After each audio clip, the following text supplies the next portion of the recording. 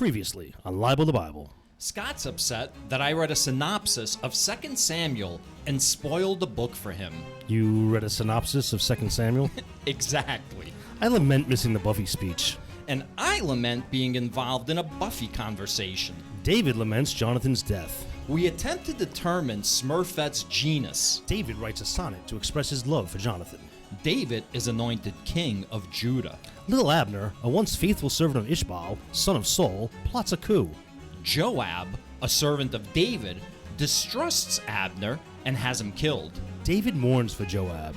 And now, episode 83 of Libel the Bible.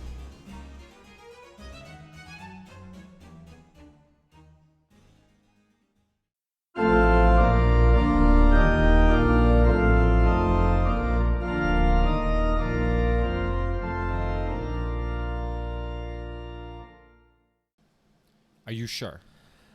Go ahead, start it up. All right, it's started up. All right. Hi, I'm Scott. And I'm Rusty. This is Libel the Bible. That's right. Scott's already laughing because he knows this show is going to be fucking good. Yeah, you think so? This I don't particular know. I episode? don't You don't care? What do I care? I think you care. I mean, I definitely care. Sure. It seems like it's I been care. You caught me, Scott. Yeah. It seems like it's been a while since we got together. Has it been a while? I don't even know, but we still managed to put out like an episode a week. It's unbelievable. Yeah, I mean, so sometimes, if we record two, we recorded the two back-to-back last time, right? On consecutive nights? Yes. So now we're going almost a week without, so it seems like it's a nice little vacation. I listened to the second one this past weekend on my ride home from Long Island. I was driving home, I visited my sister, and I drove from out east, west into Queens on a summer Sunday, which is like everyone's coming back from the beach, everyone's coming from the Hamptons, everyone's coming from Montauk, so it's just like I had plenty of time to listen to the fucking episode, and it's perfect. Like, I would spend an hour and a half in traffic listening to our show. I remember recording it, and I remember you were aggravated to start off, and I was aggravated to start off. Did it come off in the production? And, we made, some jokes in the beginning, basically passive-aggressive jokes that sort of, poked at each other. But, that shit bounces off us at this point. And, the show wound up being pretty good. Pretty good. We had some really good jokes, both of us. The conversation was really good. I had an enjoyable time in that hour and a half drive listening to the show. I'm interested. When you first started talking about this, you talked in a very strange, robotic way for the first two sentences, or I heard it that way. Or you heard it that way. I don't know. I thought I spoke normally, but who knows, Scott? Who knows? So, all right. So it was good, huh? So we're doing the right thing here. Nice. Yes. Nice. As far as we're concerned. As far as we're concerned, well, here's the thing, though. The end product was really good, but when we were doing it, it was kind of tedious because it was the second night in a row. Yeah, I was. And I don't, I want to have fun doing this. I'm not doing this for the audience. No, obviously, because we probably make some serious changes to the show. Speaking of audience, I wanted to today take up your suggestion of a mailbag. Nice. And I have some mail to read. Nice. Maybe we can make this a segment. If people leave feedback, I'll read it on the air and we'll discuss it. Yeah. I mean, not quite a mailbag episode, but a mailbag segment. Yeah. A segment, yes. A segment. Yes. Well, who knows? Maybe if it's popular, we'll expand it. Yeah. It depends on how much feedback we get. Or how bad the feedback is. I'll read bad feedback. Yeah, we know. As a matter of fact, please send bad feedback. Please don't. Please don't. No? Put on your kid gloves when you start typing, please. You know how this guy can get. Sorry. All right, let me ask you this. Do you think an episode would be better or worse if we received good feedback or bad feedback? That was phrased terribly. Yeah, that was phrased terribly. Yeah. Do you think it would be what would make a better episode? Me reading very positive feedback or me reading slightly critical feedback? I like how you stress slightly critical. Yes. Because we haven't received real serious critical feedback. It's been slight. Maybe super slightly critical feedback would be probably the perfect medium. All right. I feel like we've exhausted that bit for a little. Can I make the small, medium, at large joke again? So we have a new review on Apple. Someone we don't know. Uh-oh. Someone that has branded themselves enjoying myself 8. Now, I don't know if enjoying themselves means like masturbation, like I'm enjoying myself, because that's very possible. It's the internet. I'm assuming encouraged. Everyone with a screen in front of them has either masturbated within the past 15 minutes or will be masturbating in 15 minutes. Fair enough. Here's the review. It was left on July 15th. 100% for anyone looking for a good laugh. Scott and Rusty's humor is literally the best. And then it's a smoochy face emoji with a brown hand. I'm assuming that's like the chef's kiss. I think like they're trying. It's an attempt at chef's kiss. You should really look up enjoying myself. Stop masturbating for a minute and go and look at what a chef. No, I'm talking about enjoying myself, the person that left the review. Oh. I texted it to you, so I'm reading it right from your text. Yeah. So, that's not a chef's kiss, what you left for us, which is what I'm assuming you wanted. So, so that was a very nice 5-star review on Apple Podcasts. We are rated 5 stars on Apple Podcasts, by the way, after reviews. 2 reviews? No, we have more than 2 reviews. Right. And we now had another review on Spotify, and we went from a 4.9 rating to a 5 rating. We have over 20 reviews now on Spotify. What's the highest rating, a 5?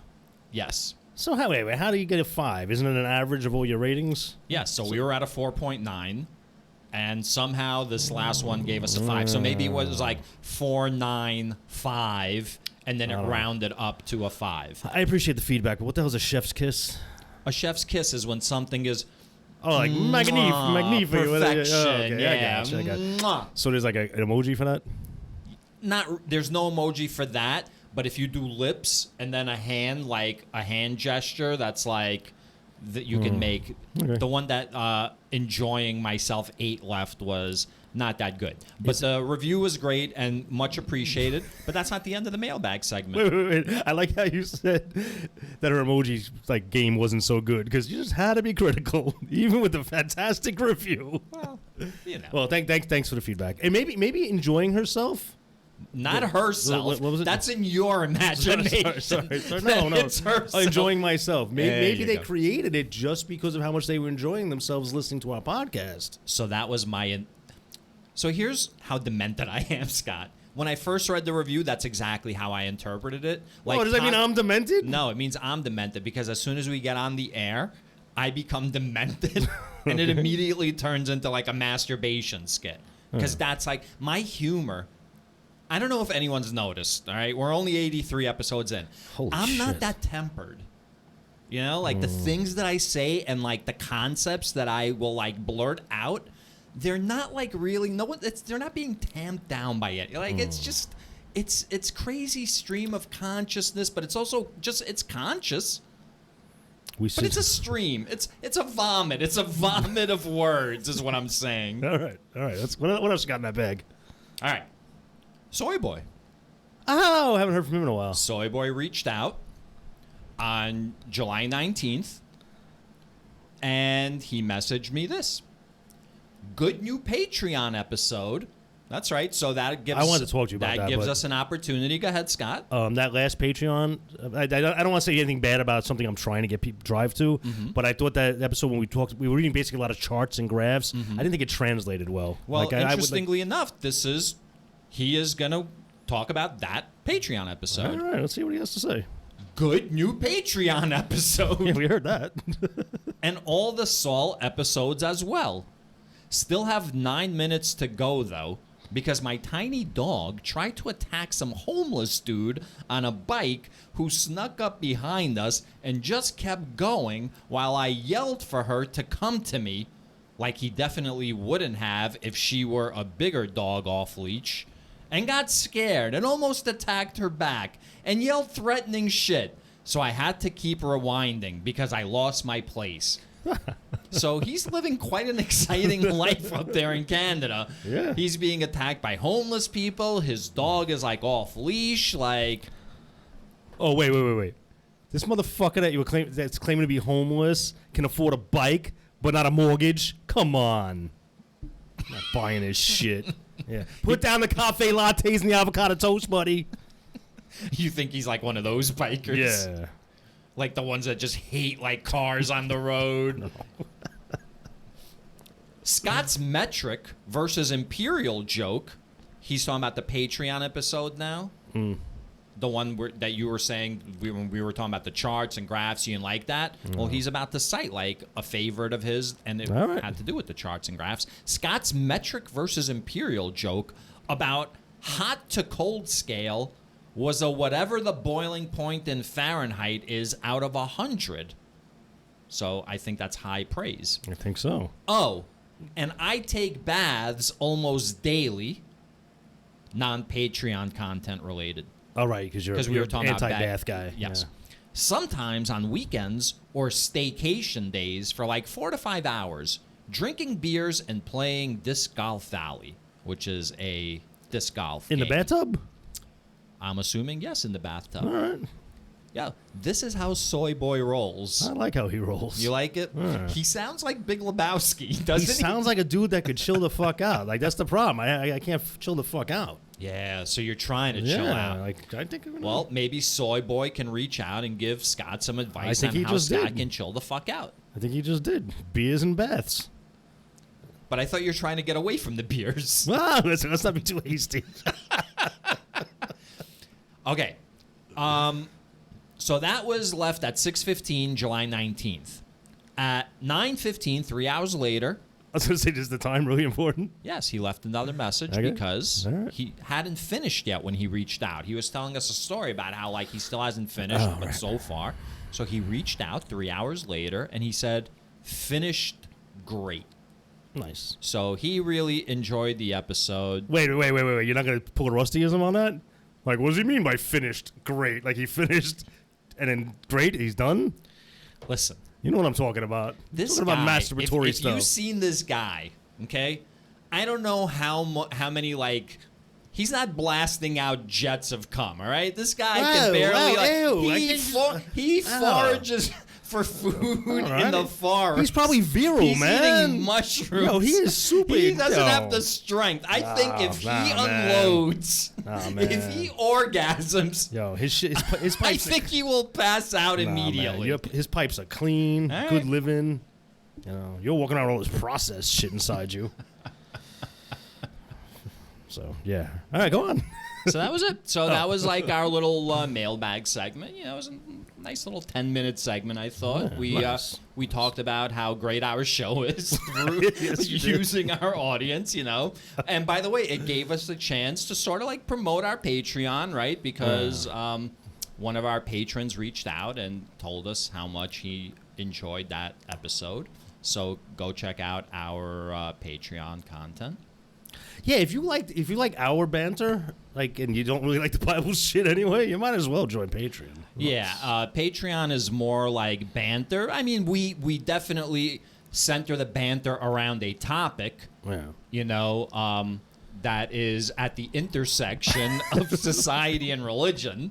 Ding, ding, ding. Nice job. Yeah, thank you. So, like, you know, we'll explore DeSantis and the public schools in Florida. We explored, like, the Southern Baptist Convention, you know, and, like, its treatment of women in the congregation. So, you know, but throughout that, we also have a lot of dialogue, and we go off on tangents. We talk about pop culture. Like, it's our conversation. And not to be a spoiler, but the Southern Baptist Convention doesn't treat their women well. No, just in not case at you all. were wondering. Yeah, not at all. Not good. It just expelled like 3 churches that wouldn't conform to its standards. Yeah.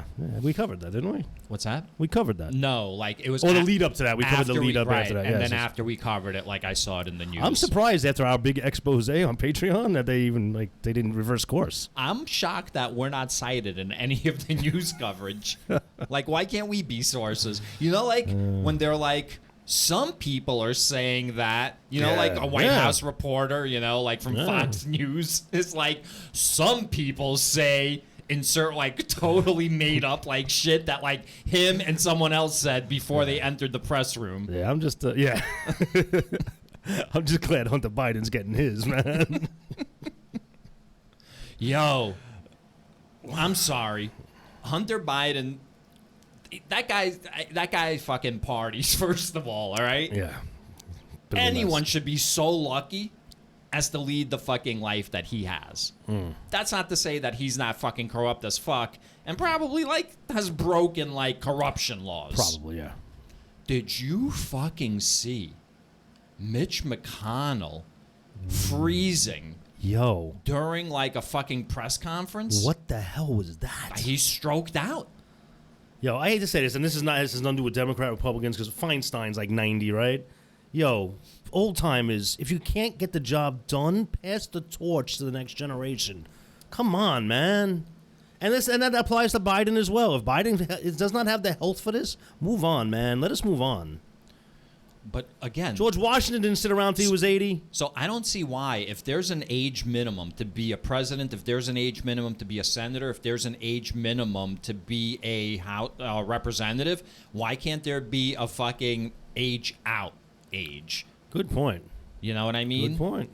Let me tell you, I sit on my co-op's board, and it's tedious a lot of times. Dealing with people's hard. But I don't want to leave the board because I want to be part of the decision making for my building. So I'll go through the tedium of like the nonsense meetings for when the important shit comes up. Yeah. I can't imagine what it's like in like the biggest seat of power in this country, the United States Senate. There's 100 senators, and they're way more powerful than the fucking president of the United States. And fucking, so giving up that power, you know what I mean, must be fucking very hard to do. So I can understand that. There needs to be a law, in my opinion, that ages them out. What's the cutoff? Or term limits. So here's the argument against term limits. I don't know how strong you think it is. You tell me. Here's the argument. The House and Senate have a lot of fucking rules. Mm-hmm. You need someone who has experience that knows how to navigate the rules and not be manipulated by someone else who knows. You understand what I mean? Fair enough. That's like, and not only the rules of the House and the Senate, but how to like get things done in Washington. Like there's something to be said for experience. You know what I mean? Fair enough. But I would argue that all that shit came about because of people who were entrenched in fucking government creating all of those Excellent fucking point. rules. Sure, why would you not create those rules? Make it unnavigable to the next person so nobody else can come in. Right. Yeah. Interesting. So well, maybe we make the term limits like 20 years. Yeah. 20 years. All right, that's fair. And you can't run for president if you're like 70 or older. It seems weird. Why? It seems I don't know why. Like wait a minute. Okay. Wait. Say that again. You can't run for president if you're over 70 or older. Is that a rule you want to make? Yes. Oh. I was like, what are you talking about? That's a rule I want to make. Oh, Scott. I don't know, man. Think about a 70-year-old person. Yeah. Okay. Now put them into the most stressful job on the planet. Listen, I'll tell you this.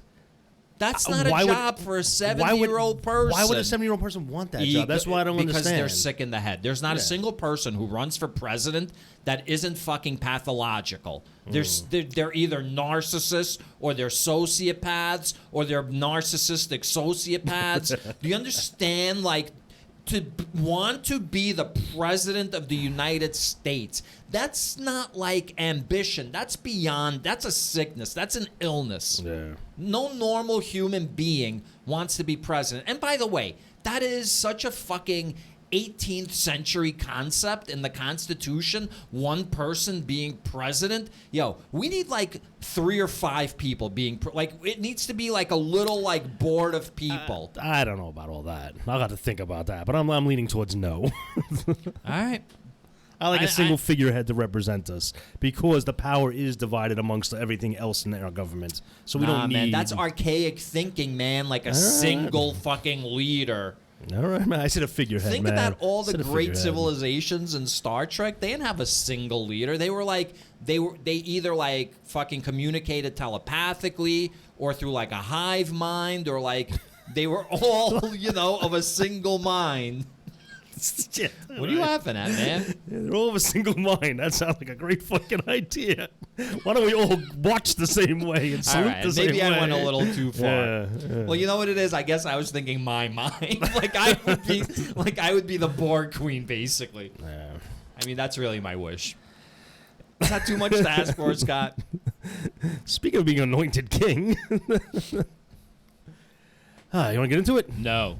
Oh, all I have right. one more story to tell. Oh, okay. So while we You came in big on the stories, I gotta say. While we did not, thank you. Wait, was that a compliment? it was a statement of fact. It was not a compliment. You or know an what insult. it should be? It should be a thank you. A thank you for carrying the thank show. You. Thank you for carrying. Once again, thank you for carrying me. There's one set of footprints in the sand to bring it back to the Bible, and who's doing the carrying? Yeah, Certainly not Yahweh. Let's hear your story, man. One more story. That's a good story.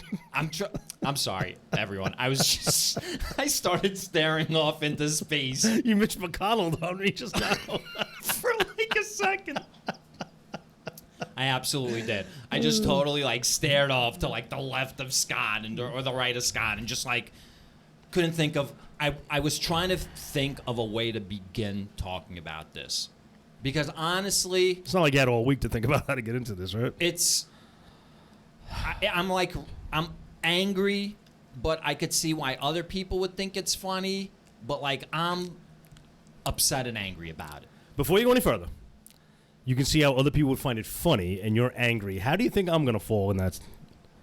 If you're angry, do you think I'm gonna be angry as well? You're gonna laugh. Okay, let's go. All right, I'm gonna tell you the result, and then I'll tell you the lead up to the result. All right. I am banned from Six Flags for a year. For a full 365-day calendar year, I am banned from all Six Flags parks. All of them? All of them.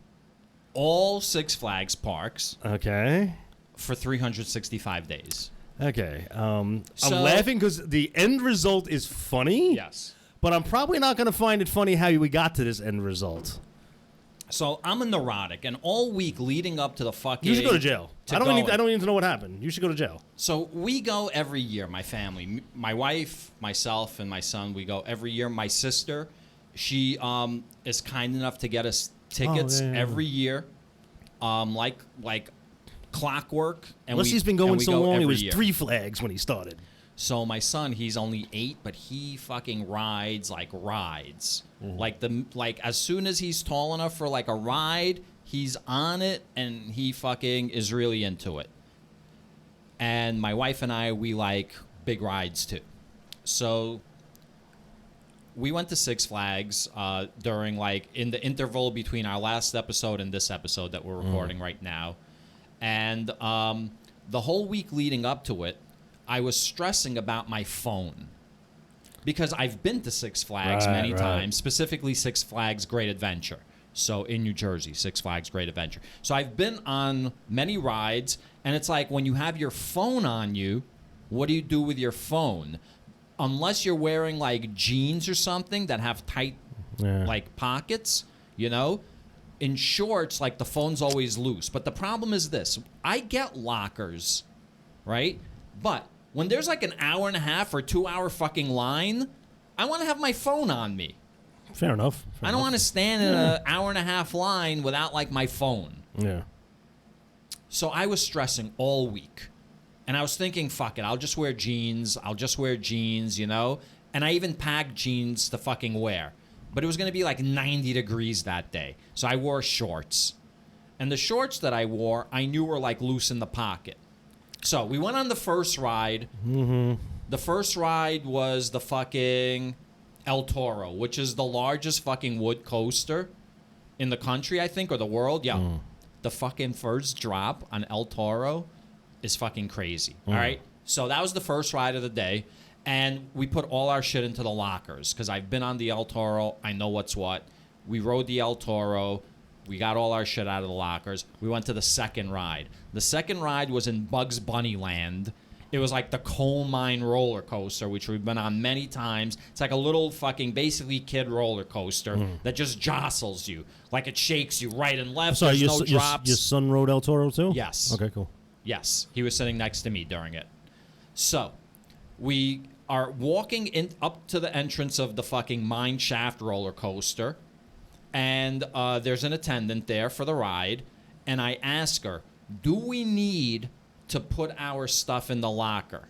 Because certain rides, like, they don't care because they're not like that, you know what I mean? They don't, like, throw people around. Amy had, like, a sling bag, like a sling backpack, you know? So I was like, do we need to put our shit into, like, lockers? And she was like, no. So we get into the coaster. We're sitting in the station on the coaster. And they tell Amy, like, she's got to put her bag into, like, a bin. They've got bins on the side. She takes off her bag. I have my phone in my hand. The guy tells me, you have to put your phone away. So I put my phone into my pocket. That's what he was like, you got to put your phone into your pocket. So I put it in my pocket. The ride starts, and it jostles forward. And we start going out of the station. When it started and jostled forward, the phone, because it's a large phone. I have like a 6.7 inch phone, and it's got like a case on it, making it larger. So when the ride started, the phone like jostled out of my pocket like a quarter of the way. So I knew, like, if it jostled there, once we start the ride, it's gonna be like fucking all over the place. Right, so I took the phone out of my pocket and I gripped it, because I've done it before. I've been on rides like this at like Adventureland. I've been on rides like this at. So it's not like a loop. It's the coal mine roller coaster in Bugs Bunny Land. It's in Bugs Bunny Land. So I was gripping it. Halfway up the first like incline, like haven't even started. Like we're going up the incline, the ride just stops, and it's just stopped, and everyone's like, "Why are we just stopped?"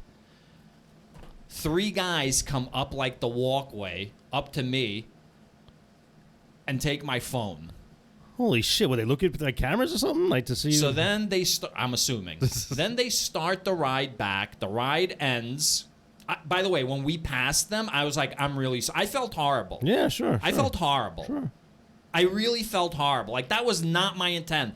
The reason I took my phone out was because I felt it was going to be safer in my grip than it was going to be in my pocket. Okay. In that moment, I didn't think I could like put my hand on my pocket because I knew I was going to be jostling around and I didn't want to get hurt. You know what I mean? Like, I wanted the phone in my hand so I can be free to like move around and roll with like the coaster and not be like slammed into the sides. We're feeling you. And I felt like this was the best shot at like protecting my fucking phone. Yeah.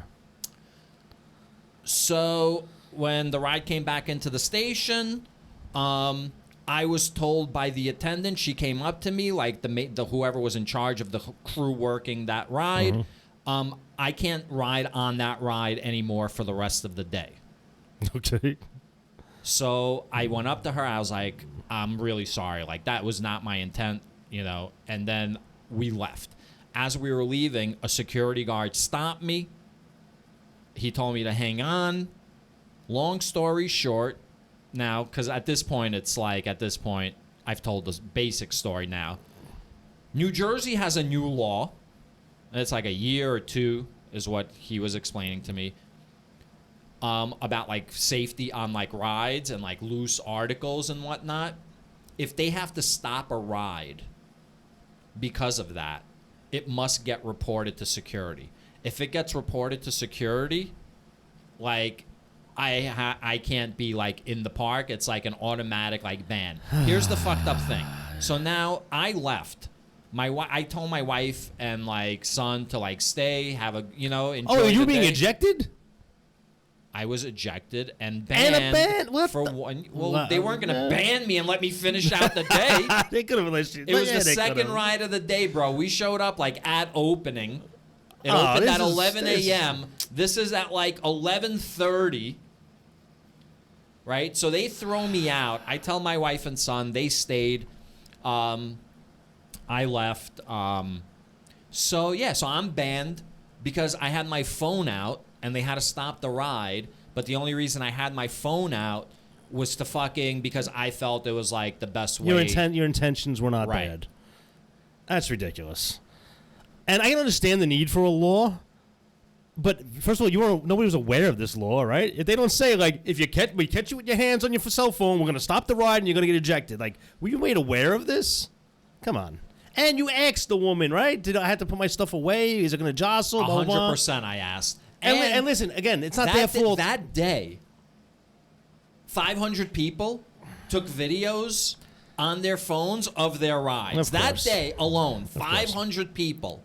Do you think if you commit the same infraction like 8 hours into their workday, they even bother? Like, they were jazzed up. It was first thing in the morning. They just had like their team rally.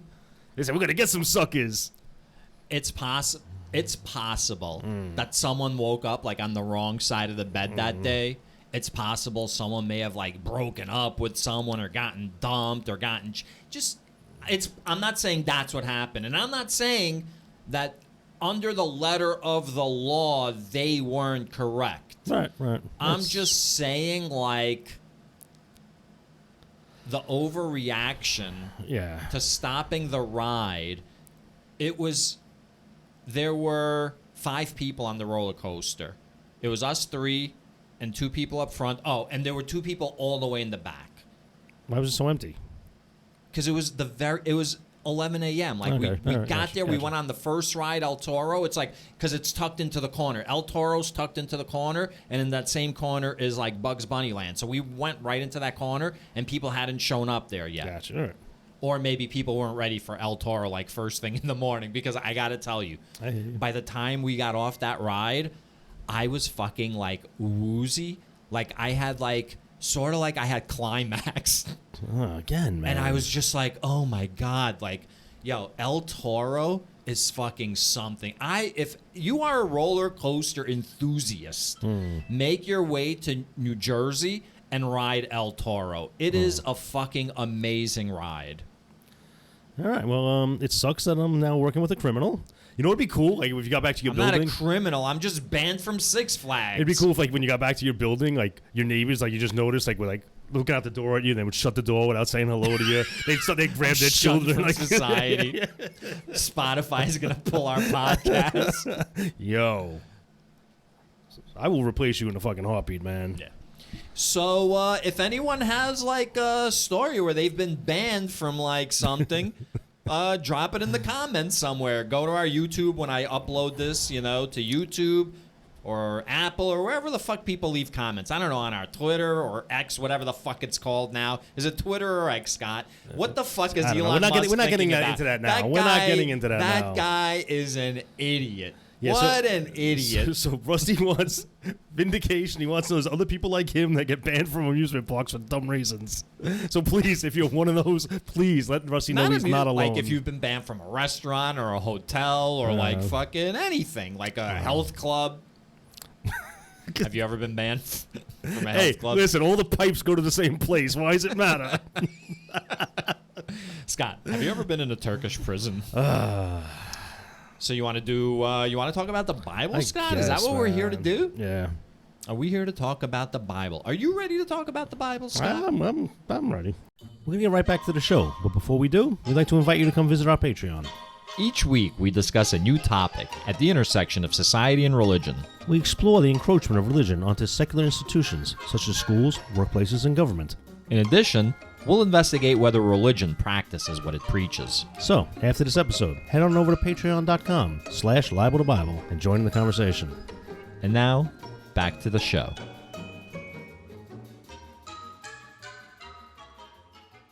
So we're on 2 Samuel 4, I believe. 2 Samuel 4? Yeah, 2 Samuel 4. Are you sure we're not further than that? Oh, I think we're on 2 Samuel 4. All right. All right, so we're gonna just Do jump you right remember in. how we left off? Abner defected to David. That's all I remember. Well, Abner was killed. Abner tried to defect to Right, David, but right. Joab fucking mistrusted him. And little Abner was part of like fucking, you know, the king, the king of the 11 tribes of Israel. He was like that guy's like main like fucking Secretary of Defense or whatever, and he decided he was gonna defect, or chairman of the Joint Chiefs. Yeah. The Joint Chiefs. They should chill the fuck out, right? So, so Joab, who was like David's like fucking war hero, General Caesar, fucking Mark Antony type, he fucking killed The Latino singer? Lil Abner. Mark Antony? Yeah. Yeah. Okay. The Latino singer. Him and Caesar were involved in like a love triangle with J-Lo. Oh, all right. Who hasn't been? And then they fed like a poison asp to her, and she survived. Why did they have to be Grew asps? stronger. So, 2 Samuel 4. Ishbaal assassinated. Do you know who Ishbaal is? Yeah. It was No, don't read. Don't read. Look at me. Look at me. Look at It me. was Look at Saul's me. son, one of his Okay. sons. And what is he? What's his title? Was he the guy that was king of other parts of Israel? Like while David was king of parts? Lil Abner was under Ishbaal. Right. He pledged his Ishbaal's allegiance the real to king of Israel, while David's just he's just the king of Judah. Correct. Yeah. So, Ishbaal assassinated. When Saul's son Ishbaal heard that Abner had died at Hebron, his courage failed, and all Israel was dismayed. Saul's son had 2 captains of raiding bands. The name of one was Bana, and the name of the other was Rechab. They were sons of Rimmon, a Benjaminite from Beeroth. For Beeroth is considered to belong to Benjamin. Now the people of Beeroth had fled to Gittim, and are there as residents, aliens to this day.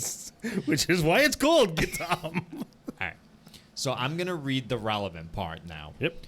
When Saul's son Ishbaal heard that Abner had died at Hebron, his courage failed, and all Israel was dismayed. So everyone's really fucking bummed, man, because, like, you know, this guy's like a fucking war hero. Criminal. Whatever. Probably a fucking criminal back then, because there's still fucking war criminals today. You know what I'm saying? No. Name one. That's what I thought. Saul's son had 2 captains of raiding bands. The name of one... That's it. Yeah. So Saul's son had 2 captains of raiding bands. Saul's son Jonathan had a son who was crippled in his feet. Saul's son... John... Why is it Saul's son? We know Jonathan.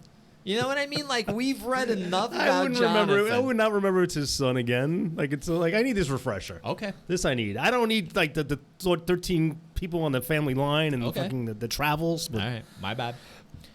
Saul's son Jonathan, some commas would work too in places. You know what I mean? They are. Like, break that shit up.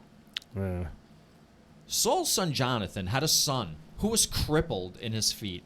Yo, man, you can't be using that word no more. You can't say crippled. He was differently abled in his feet.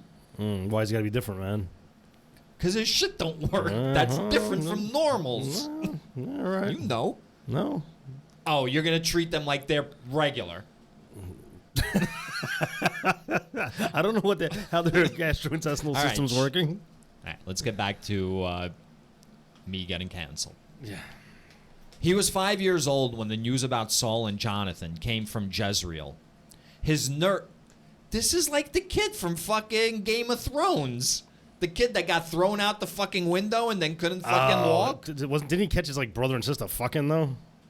Weird incestual Not his shit. brother and sister. He caught Cersei fucking Jaime Lannister. The Lannisters All were right. fucking. It wasn't his brother and sister. Gotcha, but he caught somebody being He incestual. became king at the end because he Yeah. had the best story or some bullshit. Yeah. So this is him. Saul's son So Jonathan this is had a son who was crippled in his feet. All right. His nurse picked him up and fled, and in her haste to flee, it happened that he fell and became lame. His name was Mephibosheth. What a fucking awful name. I'm sorry. Mephibosheth. That is the worst name in the Bible so far. No? Yeah, might be. Name a worse name of like, I'm assuming, is this Yahweh. Gonna be, I like Yahweh. Oh, no, I was just, you know what I just did, man. It wasn't really the name. It's like what it represented. And it got my attention. Yeah. Like I snapped too when you said that. You should when you hear that name. All right, that was pretty scary. Okay, I have a question. Mephibosheth. Yeah, that's pretty bad. Read that again. Mephibosheth. All right, I like Mephibosheth. You think he was called Meph for short? Maybe. All right, here's my question. His nurse picked him up, the prior sentence. His nurse picked him up and fled. And in her haste to flee, it happened that he fell and became lame. Now, here's the thing. In the first sentence, it says that he was crippled in his feet. But then this thing happened when his nurse was running, right? She picked him up because he's a cripple in his feet, and he became lame. So to the untrained reader, lame would mean like his feet, like he was unable to walk after this fall. But I think they mean he was pretty chill and mellow before this, and then he fell, and he became totally fucking lame, man. Like, you did not want to hang out with him. Which would be fine if this. they didn't mention that he was crippled in his feet. So, I mean, yeah, in the first sentence. But he was already crippled in his feet, and that's why she had to scoop him up and now and like he's run lame. with him. All right, okay, all right. Now the sons of Rimmon, the Scott, Beerothite. are we here to follow the Bible or not? Yes. All right. The sons of Rimmon, the Beerothite, Rechab and Banah set out, and about the heat of the day they came to the house of Ishbal while he was taking his noonday rest. I'm surprised you haven't mentioned anything about Beerothite or I can't. Beeroth. That first paragraph was so overloaded with nonsense words that I can't even. Yeah. Wow, you miss beer. Yeah. I'm trying to cut back. They came inside the house as though to take meat, and they struck him in the stomach. Then Rechab and his brother Banah escaped. Now, they had come into the house. I'm sorry. Can we talk about what's been happening in the studio tonight?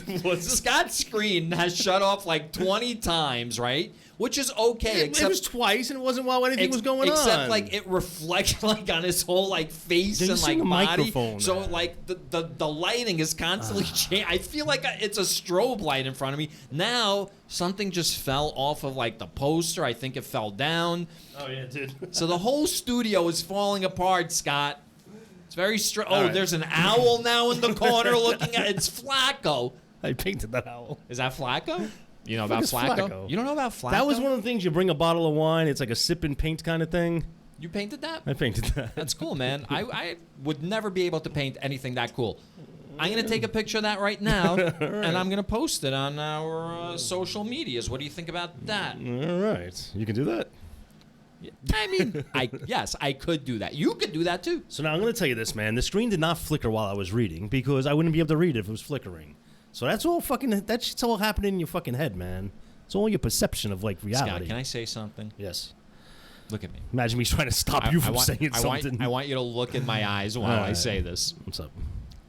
You're not looking in my eyes. Yeah, sorry. I love you, man. He immediately averted his gaze. We were staring lovingly into one another's eyes. My man. I told him, as a friend since 1987, I told him, while looking into his eyes, I love you. And the second that last word came out of my mouth, his eyes immediately went down to the desk, and he started laughing. All right, so I'll say this. I can't love a man who can't take me to great adventure, man. Sorry. It's not going to work. Come on, man. We can go other place. I can take you to the beach. Call me in a year, man. You want to go to a restaurant? Call me in a year. Get some hot pot. I am pretty sure you've been thrown out of restaurants, I know you like too. soup, baby. Get some soup in that belly. It's pretty hot for soup, but normally I would agree. Now the sons of Rimmon, the Beerothite, Rechab and Banah, set out, and about the heat of the day, they came to the house of Ishbal while he was taking his noonday rest. So these two dudes, go around. They show up to Ishbaal's house when it's really hot and this guy's trying to sleep. Yeah. They came inside the house as though to take wheat, and they struck him in the stomach. Then Rechab and his brother Benai escaped. So they ran in, sucker punched him, and ran out. He probably like vomited. It was like a punch so hard, like you vomit. You're like, bleh. Now they had come into the house while he was lying on his couch in his bedchamber. They attacked him, killed him, and beheaded him. Then they took his head and traveled by way of the Arba all night. They brought the head of Ishbaal to David at Hebron and said to the king, "Here is the head of Ishbaal, son of Saul, your enemy who sought your life. The Lord has avenged my lord the king this day on Saul and on his offspring." Yo, I'm going to get the feeling, without reading further, David's going to be like, what the fuck did you two do? That wasn't necessary. Interesting. That's what I think he's going to say. Interesting. Or at least he's going to say that publicly and privately be like, yes. Oh. Because I'm starting to think David isn't the fucking as innocent as we think. What are the things that happened that led you to believe this? Nothing at all. Just things in my head. I mean, he did kind of betray Israel. And So this is really strange. So they ran in the house, punched him in the stomach, and ran out. Then did they come back to finish the job because they realized they can get away with it? It's a very bizarre story. Yeah. Yeah. Are there no guards? This is like the king of the 11 tribes of Israel. Where are the guards? Oh, good question. So Yahweh, he specified how they camp to protect, like, the ark or the tent in the middle, remember? Yeah. Or the ark, actually, like, in the middle, the Ark of the Covenant. And so they had to, like, line up, like, certain ways and make camp as they were moving through, like, Egypt. You would think that some of these tactical fucking maneuvers and fucking strategies would have carried over into, like, their day-to-day. Good point. But apparently not. Yeah. Apparently, like, you could just, like, have, like, these guys run into, like, the palace and, like, jackass the fucking king like it's Bam Margera attacking, like, his dad. Who? Bam Margera on Jackass. Oh, yeah, no. You don't remember Bam Margera? I remember the skit. I don't really So remember. he used to, like, fuck with his dad, like, constantly. Yeah. Like, he would just, like, wake his dad up by, like, punching him, like, at 4:30 in the morning, or, like, plunging his head.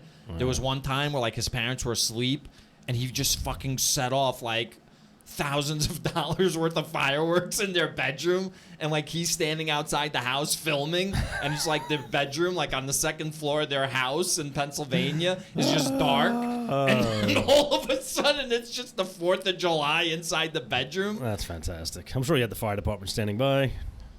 Yeah, listen. David answered Rechab and his brother Bana. I'm sorry, The where are we right now? Verse 9. Oh shit, we're all the way down here, God. David answered Rechab and his brother Bana, the sons of Rimmon the Beerothite, "As the Lord lives, who has redeemed my life out of every adversity?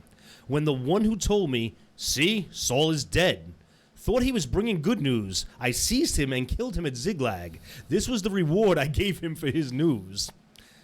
Now, much more." How much more, then, when wicked men have killed a righteous man on his bed in his own house? Oh, you were right. I was right.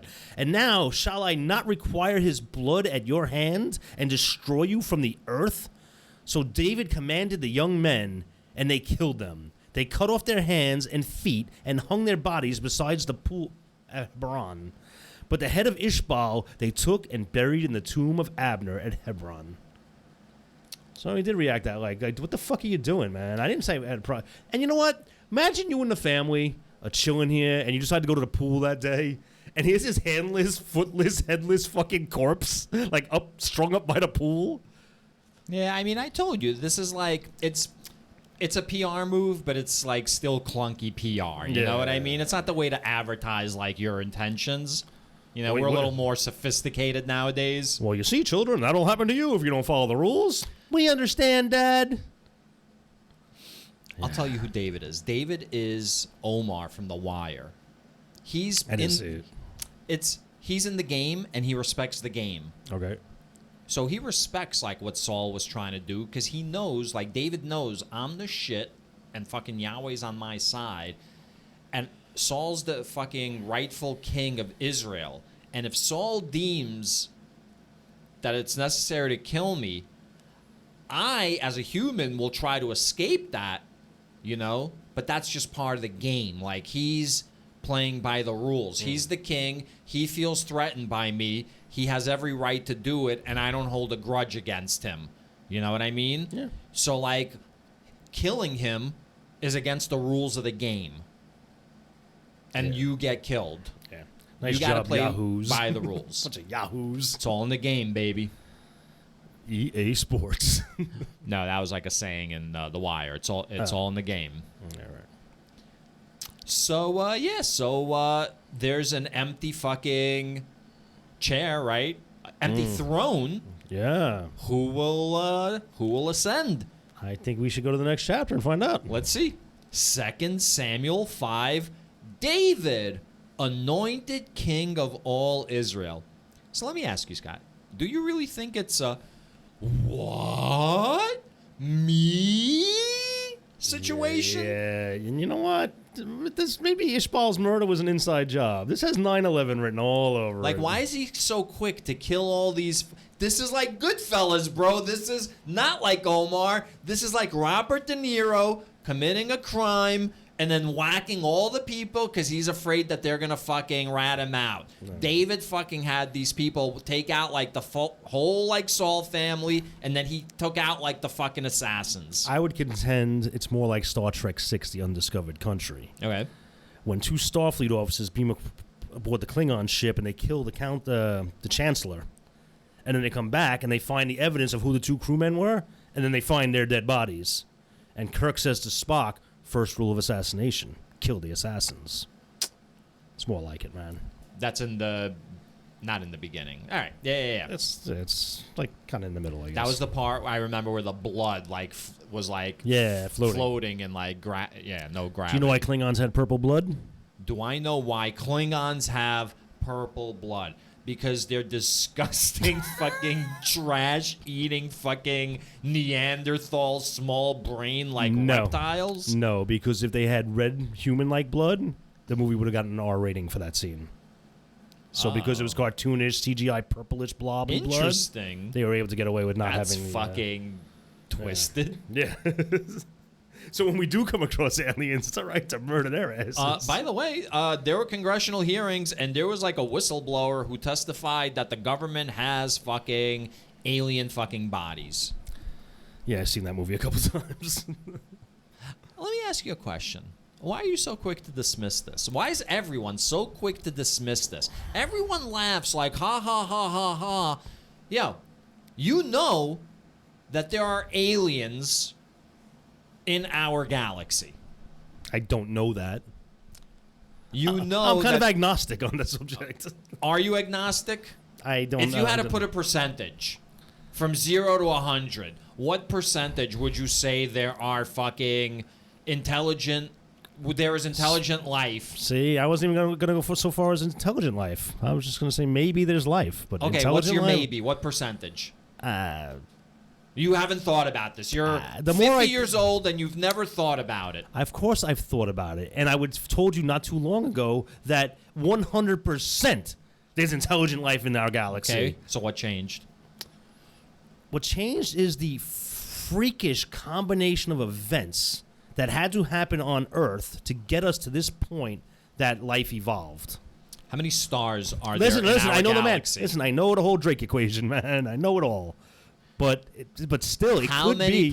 How many exoplanets have we discovered so far in the Goldilocks zone?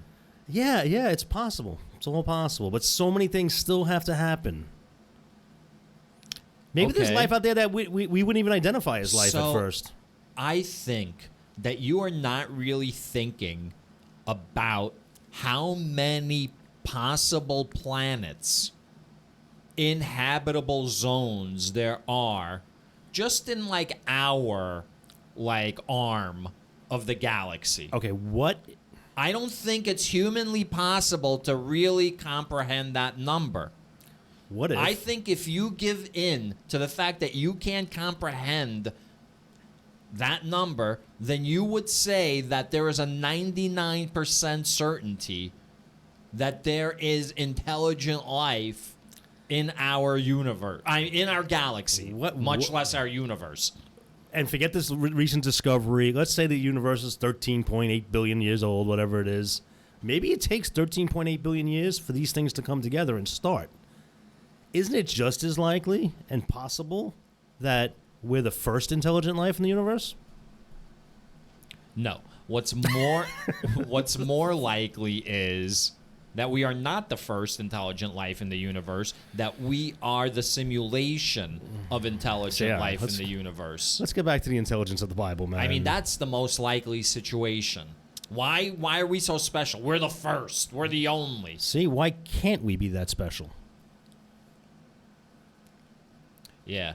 I mean, listen, of course, there's no... if we're now in a bout of logic, then of course, yes. Is it possible? Can you leave your feelings at home just for one day, but man? But statistically speaking, it is highly unlikely in this galaxy that we are the first life to evolve. We humans have only like started evolving into like our present like shape. What, 3 million years ago, 5 million years ago? And we as a species, Homo sapiens, have only been around for 150,000 years. 150,000 years. Took a long time. The Earth is 4.5 billion years old. The universe is 6,000. But okay. The universe is almost 6,000. I was like, what? What the fuck is he talking about? All right, you're right. It depends on who you're talking to. All right. Some people say 6,000. Other people say 4.5 billion. And the universe is almost 14 billion years old. Okay, so the universe existed for 10 billion years before this galaxy, before this solar system even, started to develop. So I'm just saying, Scott, our mind cannot understand a billion years, much less 10 billion years, or much less 2 billion years, and what happens in that billion years, and how many stars there are just in our fucking galaxy. Russ. Yes. These concepts alone, the enormity of this, enormity isn't the word I'm actually looking for. Whatever. The magnitude of what you're talking about is enough to make someone's head explode. Why do you think so much of the human population buries their head in this fucking book of ignorance? It's because they don't want to even think of these concepts. All the answers are right here in front of you, Rusty. I think it's just brainwashing from a young age. I think it's like people at this point are just born into it, and their brain... No one chooses this willingly. And if they do choose it willingly, they're not like militant about it. Like people who are militant about it are usually born into it, and they're indoctrinated, and they're brainwashed. With the exception of born-again Christians. They tend to be pretty militant about the writings. But born-again Christians were already Christians, but they lapsed. You know what I mean? They're like, they were born into Christianity. They were raised Christian, and then they started like fucking snorting coke off of like fucking who was fucking tits, and then they were like, oh, I'm born again now. I made a promise to my wife I'll never fucking, hire a male prostitute ever again. All right. 2 Samuel 5. I think there's a 99% certainty that there's fucking intelligent life out there, but that's not the point. The point is this. We got to stop treating like every UFO story like because there is shit that is flying up there. Like the Swedish Chef. We're fucking like... Well, he was... You know what? You're right. Let me amend it. It should have been Beaker. Because he was nervous all the time. Yeah. There's shit flying around that like even like naval pilots don't know what the fuck it is. And it's like, at the very least, we got to fucking find out what the fuck it is. It all warrants an investigation. But we got to stop treating it like, oh, let's get our tinfoil hats out. We're going to talk about UFOs. Do you think it's not possible that we are holding an alien spacecraft or pieces? It's possible. Right, so it's possible. And I saw a UFO. So all I'm saying is, we'll get back to that in a second. No, we're not going to get back to that right now. That could be for another show. Okay.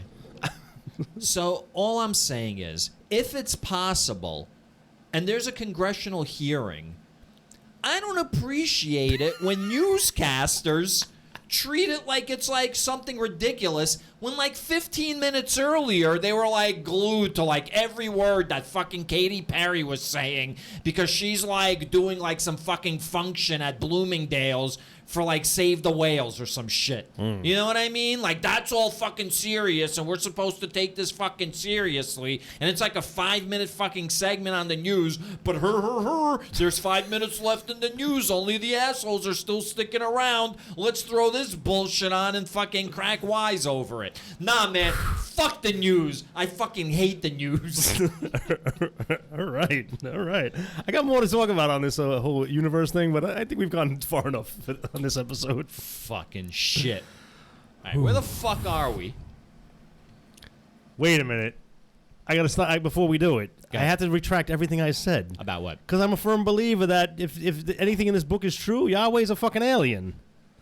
So, Yeah. you know, everything, all that shit I just did. Right. Like, I don't know. So, Scott, sometimes I don't know if I know you don't. If you don't have a conviction or if you're pretending like you don't have a conviction. My convictions change on the fly, man. All right. Fair enough. Let's get back to... That's good, man. It's like, you're like water. That's what Bruce Lee says. Be like water. Okay. Mother, should I trust the government? That's waters. Yeah, he just released like some remakes of like Dark Side of the Moon, and it's like, why? Why would you fucking remake Dark Side of the Moon? Yeah. Fucking asshole. he's a genius. 2 Samuel 5. What's more important, that or David anointed king What's of more all important is Israel? my every thought that goes through my head. Then all the tribes of Israel came to David at Hebron and said, "Look, we are your bone and flesh. For some time, while Saul was king over us, it was you who led out Israel and brought it in. The Lord said to you, 'It is you who shall be shepherd of my people Israel, you who shall be ruler over Israel.'" I'm sorry. So They know that Yahweh was telling him all this, but yet they still chose other kings before him? That's weird. not a good look. Not a good look at all. So all the elders of Israel came to the king at Hebron, and King David made a covenant with them at Hebron before the Lord, and they anointed David king over Israel. David was 30 years old when he began to reign, and he reigned 40 years. Do you think the year before he was anointed, he was in the 20 under 30 or 30 under 30 book for like fucking the Israelites? You don't know what I'm talking about? No idea what you're talking about.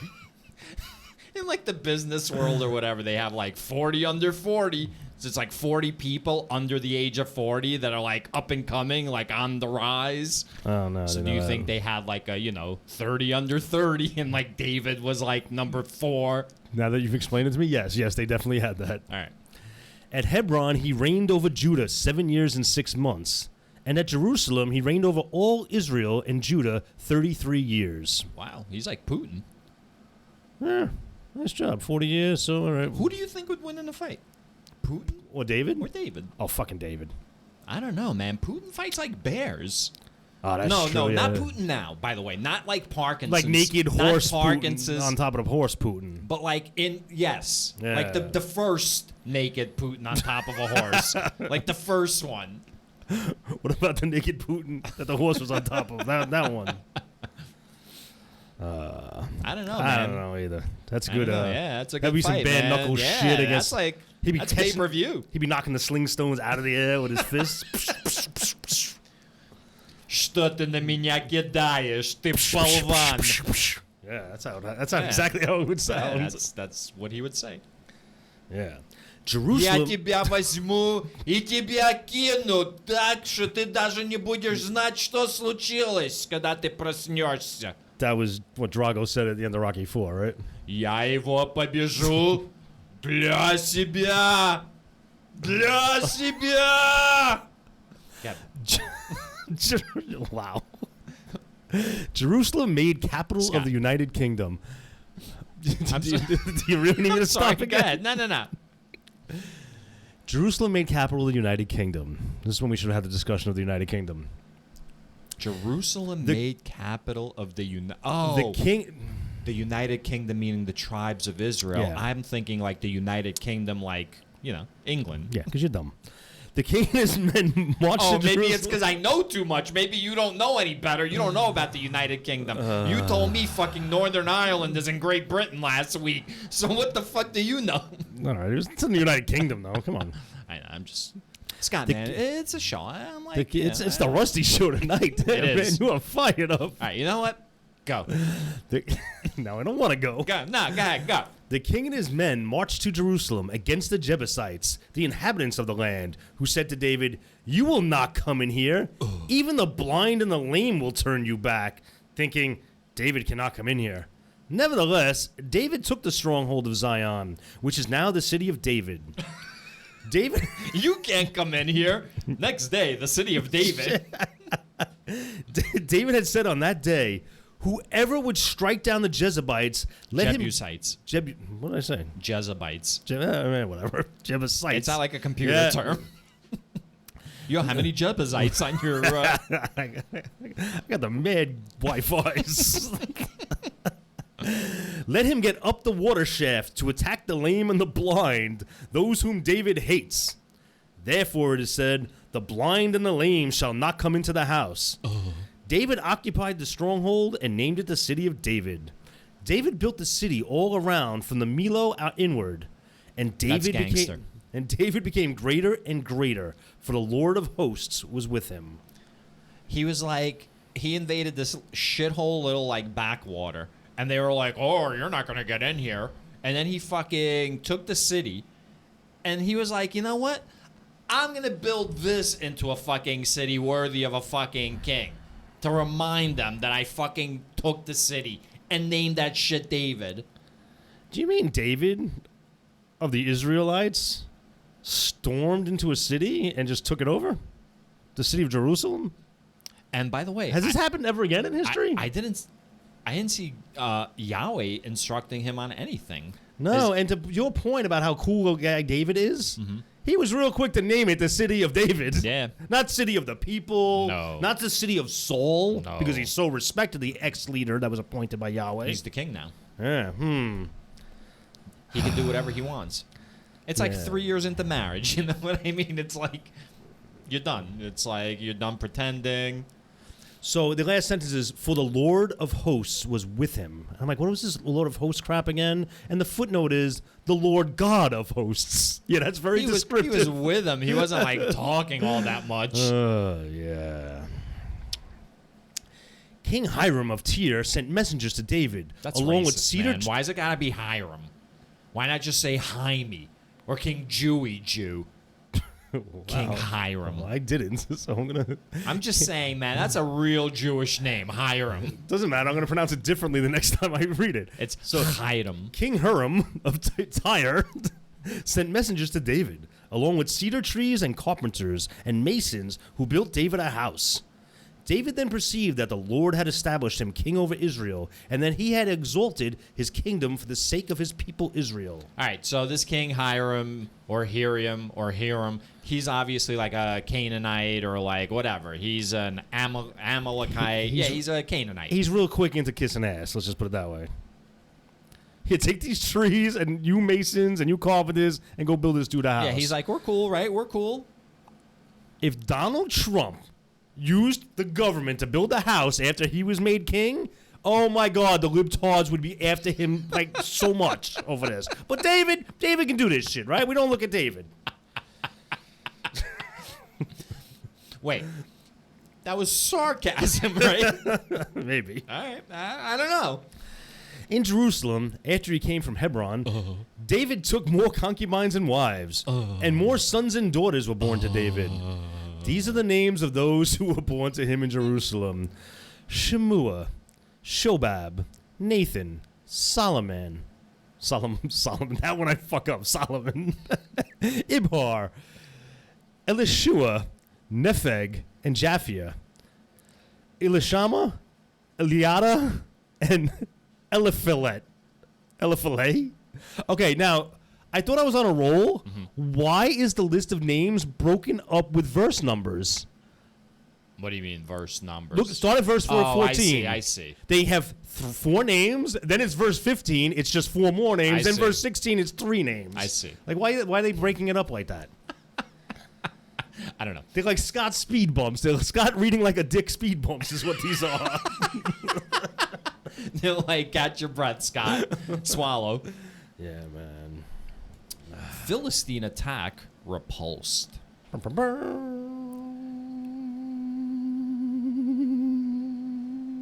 When the Philistines heard that David had been anointed king over Israel, all the Philistines went up in search of David. But David heard about it and went down to the stronghold. Now the Philistines had come and spread out in the valley of Rephaim. David inquired of the Lord, "Shall I go up against the Philistines? Will you give them into my hand?" Notice how, like, before he didn't give a fuck about nothing when Goliath was calling out the Israelites, right? And he was like younger and had nothing to lose. He was like, I don't give a fuck what Saul says. I don't give a fuck what Yahweh says. This uncircumcised piece of shit is going to talk shit about fucking us? Nah, fuck that. Now he's like, oh, Yahweh, what should I do? He's more seasoned and more reasoned at this point. Oh, I gotta put that down. That's a Scott, name that I didn't use this morning. You're such a fucking cunt. Whoa.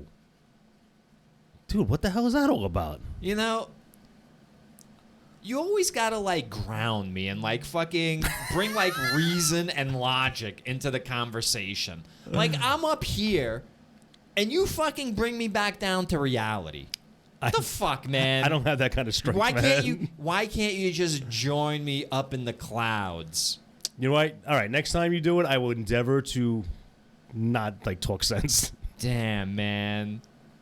Dream, Scott. That's what I'm saying. Yo, 100% there's alien life. Go ahead, say it. 100%. 100% there's alien life. Yeah, tell me that doesn't feel good. You want to be more like Soy Boy? It ain't just about bads, man. It's about a state of mind. It's about not worrying about getting back to verse 17 or 18 or 19 or whatever it is, man. Look at me, man. Look. I love you, man. Yeah, what verse are you on? All right. I finished. Oh, no. So David has just reached out to God. I'm on verse 19. You there? Yeah, I'm here. David inquired of the Lord, "Shall I go up against the Philistines? Will you give them into my hand?" The Lord said to David, "Go up, for I will certainly give the Philistines into your hand." And then he turned to the other guys and he was like, "Idiot." I don't like this fucking guy. I never did. So David came to Baal Perazim, and David defeated them there. He said, "The Lord has burst forth against my enemies before me like a bursting flood." Therefore, that place is called Baal Perazim. The place that bursts. The Philistines abandoned their idols there, and David and his men carried them away. By the way, this was all anticlimactic because we've already been told that he's going to rule for 33 years. So, like, Yeah. I didn't think he was going to lose to the Philistines. Yeah, neither did I. But I'll tell you this. The Philistines abandoned their idols there, comma, and David and his men carried them away. He's talking about carrying away the Philistines, right? Not the idols. That's a good The way that's written, right? They abandoned their idols, so they threw their idols down. No, they're talking about the idols. Yeah, but the subject is the Philistines. Yeah, the Philistines. So the subject is but what action are the subjects performing? They are abandoning. They're leaving. So there are no Philistines to carry away. The Philistines that are the subjects of the sentence have performed the action of abandoning, leaving. This is ambiguous, man. At best. It's At best. At best, you would receive a D if this was fucking English class. No, man. They should receive a D for writing this like this. All so right. everybody go open your books, go to 2 Samuel 5, verse what is it? You don't even know the verse verse, 21. man. Verse 21, and smash that keyboard and let me know what you think about this. What they carry away? The Philistines or their idols? All right. Once again, the Philistines came up and were spread out in the valley of Rephaim. When David inquired of the Lord, he said, "You shall not go up. Go around to their rear and come upon them opposite tree." Man, this is going to be so... Yeah. I'm going to have to filter this shit. I'm going to read this again. Yeah. And You shall... Go you get the names, I get the sexy words, all right? Because you can't handle the sexy words, I can't handle the names. Go around to their rear and come upon them opposite the balsam trees. When you hear the sound of marching in the tops of the balsam trees, then be on the alert, for then the Lord has gone out before you to strike down the army of the Philistines. David did just as the Lord had commanded him, and he struck down the Philistines from Geba all the way to Gezer. Wait a minute. So the Lord says, don't go attack them. Hide out in this fucking tree, bro. Hide out. Oh, wait. Go around their rear. When you hear the sounds of marching in the tops of the balsam trees, then be on the alert. For then the Lord has gone out before you to strike down the army of the Philistines. So The marching, David didn't the sound invade. of the marching's Yahweh. So he's walking on top of the fucking trees? I don't know what he's walking on. I don't think he's walking physically in the sense that you're thinking about. I just think David will interpret it in his brain as like the sound of marching. Okay, so the sound of marching, is that performed by one entity, or does he have an army that's going to attack the Philistines? It's an interesting question. Now, do you mean like in the spirit of the Bible, or do you mean in reality if this was happening? Well, I don't know how to... That line is so blurred now, man. I think what goes on is, I think Yahweh has... Who are the priest fucking class? Do you remember who they are? Levi Strauss. I think he has them implanting like chips into people's heads. And fucking that's how Yahweh's able to control people. Like maybe he like fucking drips like chemicals from the chips, or I don't know. Like Did all of David's connects people... to the neurons. The synapses? Sure. Did the all of David's people hear the marching in the trees, or No, only just David? David. You think they like looked at him like maybe Mitch McConnell heard the marching on the tops of the trees the other day? He was like, "Holy fuck!" Maybe someone's about to get struck down. I'll tell you this: if that's what's going on, then people like you and I are fucked. Yeah, we are. Because if fucked. Yahweh is communicating to Mitch, if Mitch McConnell is Yahweh's dude, we're pretty fucked. Yeah. Good thing there's no Yahweh. What'd you name your owl, by the way? Your owl painting. I'm going to post it on our social medias. Probably Owly. Not Flacco? You don't know who Flacco is? No. You didn't hear about Flacco? No. Flacco was an owl. He's a Eurasian horned owl. He's like, when you picture owl, he's like that classic like owl, like the brown one with like that. That's basically like fucking Flacco. He was an owl at the Central Park Zoo.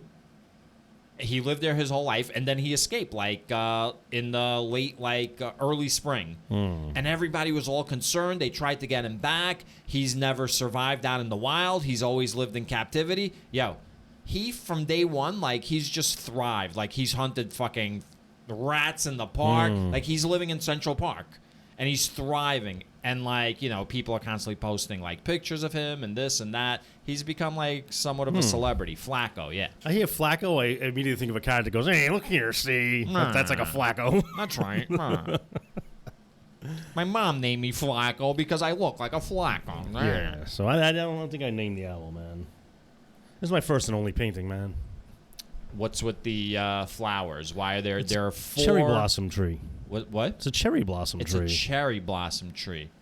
And, okay, or a cherry tree that blossoms, grass I don't on know. the bottom? Those are like reeds, yeah. Okay, reeds. Now, are the reeds all the way in the background? Because the tree branch looks like it's right on top of the reed. So either those are really tall reeds, or the branch is like super low, which makes me question why an owl would be sitting in it. This tree is right on the edge of the swamp. So, and that's a low branch. So, and plus the perspective of it. Okay. A lot of things are leading to All it. right. Like nothing's really out of the ordinary at all in the picture. It's just the forced perspective of my painting, and I like it. yeah. It's like whatever lens I put on, whatever the aperture or the ISO setting was. That's what happens, man. Yeah, I like it. Thanks, man. It was fun. It was a nice night. All right, I'm ready to move on though. Enough of you. I haven't. I signed and dated the I back said of it. enough of you. That's probably 15 years old, man. That's 15 years old. Probably, at least. So what I did, I put it there, caddy cornered in the corner, to hopefully again like absorb some of the sound, so it's not bouncing off concrete. And so yeah, Not only is it pleasant to look at, but it serves a purpose. it beats this guy, right? the Turkish St. bear. Jude's Turkish bear. Yeah, I should take a Shriners, photo sorry, of that Shriners. one too. Shriners. All right. All right, I think the audience has probably had enough of us. I have. You have probably had enough of me. Yeah. The audience has definitely had enough of me. And I've had enough of everybody. Yeah. So bye bye. So, see ya.